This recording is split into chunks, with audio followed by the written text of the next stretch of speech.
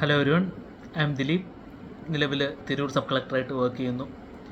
ഞാനിപ്പം നിങ്ങളുടെ മുമ്പിൽ എത്തിയിരിക്കുന്നത് അറേ ഓഫ് ലാർക്ക് എന്നുള്ള സന്നദ്ധ സംഘടന ആവിഷ്കരിച്ച് നടപ്പിലാക്കി വരുന്ന ഇന്നോവേറ്റീവായിട്ടുള്ള ഒരു പുതിയ പദ്ധതിയെക്കുറിച്ച് പറയാനാണ്. Reimagining Kerala, love, life and a greener tomorrow എന്നൊരു ബാനറിലാണ് അവർ തങ്ങളുടെ പദ്ധതി അവതരിപ്പിക്കുന്നത്. ആ പേര് സൂചിപ്പിക്കുന്നത് പോലെ തന്നെ കേരളം എന്നുള്ള ഒരു സങ്കല്പത്തെ ഒരു പുനർവിചിന്തനത്തിന് വിധേയമാക്കുക എന്നുള്ളതാണ് അവരുടെ ലക്ഷ്യം. അത് തീർച്ചയായിട്ടും എഗെയിൻ പേരിലേതുപോലെ തന്നെ സ്നേഹത്തിൽ, ഒരുമയിൽ, അതോടൊപ്പം നമ്മൾ കേരളത്തെക്കുറിച്ച് ഓർക്കുമ്പോഴൊക്കെ നമ്മുടെ മനസ്സിലേക്ക് വരുന്ന പ്രകൃതി ഭംഗിയും പച്ചപ്പുമൊക്കെ ഉൾക്കൊള്ളുന്ന ഒരു മനോഹരമായ ആശയമായിട്ടാണ് അവർ നമ്മിലേക്ക് എത്തുന്നത്. ഒരു രീതിയിൽ ചിന്തിച്ചാൽ നമ്മൾ മലയാളികളുടെയൊക്കെ മനസ്സിൽ കേരളം, ആദർശശുദ്ധമായ കേരളമെന്ന് നമ്മൾ ചിന്തിക്കുമ്പോൾ, സങ്കല്പിക്കുമ്പോൾ നമ്മുടെ മനസ്സിലേക്ക് വരുന്നതും സമാനമായ ഒരു ആശയമാണ്.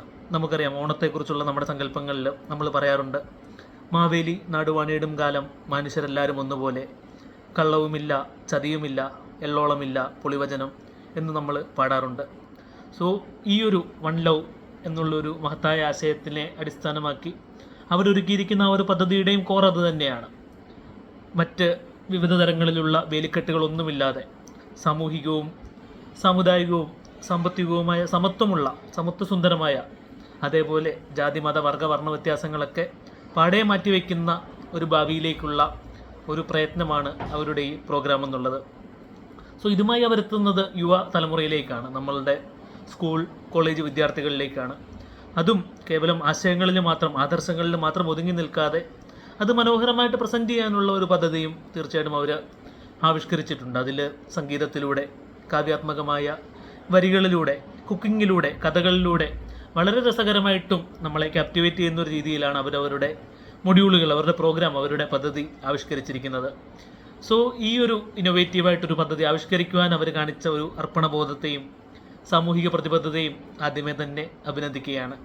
യുവാക്കളും അതേപോലെ പരിചയസമ്പന്നരായ വ്യക്തികളുമൊക്കെ ഉൾക്കൊള്ളുന്ന ശ്രീ റഫിനും എബിൻ മാത്യുവും ഫൗണ്ടേഴ്സായിട്ടുള്ള, അതേപോലെ അഡ്വൈസേഴ്സായിട്ട് വിവിധ പ്രശസ്തരായ വ്യക്തികളുള്ള ഒരു സംഘടനയാണ്. അവർ RSM ട്രേഡേഴ്സ് എന്നൊരു കമ്പനിയോട് ചേർന്നാണ് ഈ ഒരു പ്രോഗ്രാം ആവിഷ്കരിച്ചിരിക്കുന്നതെന്നാണ് ഞാൻ മനസ്സിലാക്കുന്നത്. അപ്പോൾ തീർച്ചയായിട്ടും നമ്മൾ പറഞ്ഞു വന്നിരുന്നത് പോലെ തന്നെ ഈ ഒരു വൺ ലവ് എന്നുള്ള ആശയം നമ്മുടെ നാട്ടിൽ പ്രാവർത്തികമാക്കുക, അത് വളരെ കോൺക്രീറ്റായ പദ്ധതികളും അവർക്ക് അതിനെ അടിസ്ഥാനമാക്കിയുണ്ട് എന്നാണ് ഞാൻ മനസ്സിലാക്കുന്നത്.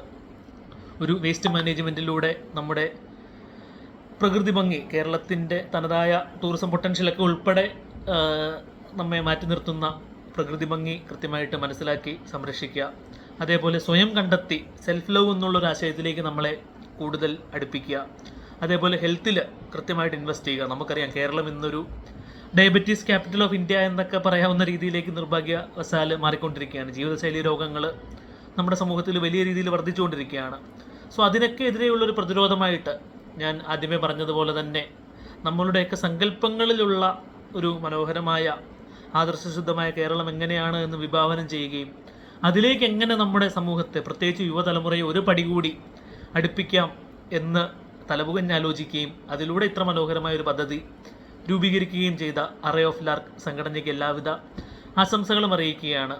ഈ ഒരു പദ്ധതി വലിയ വിജയമായിട്ട് മാറട്ടെ എന്നും നമ്മുടെ നാട്, നമുക്കറിയാം, വലിയ സ്വപ്നങ്ങളാണ് നമ്മൾ കാണുന്നത്. കേരളത്തെക്കുറിച്ച് ഒരു നോളജ് എക്കണോമി ആയിട്ട്, ഒരു നോളജ് പവർ ഹൗസായിട്ട്, ഒരു ഗോഡ്സ് ഓൺ കൺട്രി എന്നുള്ള പേര് അന്വർത്ഥമാക്കുന്ന രീതിയിലുള്ള ഒരു ടൂറിസ്റ്റ് ഡെസ്റ്റിനേഷനായിട്ടൊക്കെ കേരളത്തെ മാറ്റണമെന്ന് നമ്മളൊക്കെയും സ്വപ്നം കാണുന്നുണ്ട്.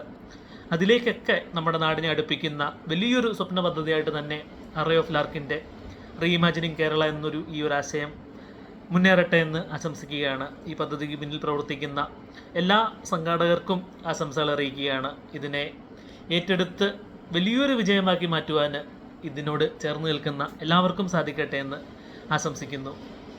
Best of luck and best wishes. Thank you.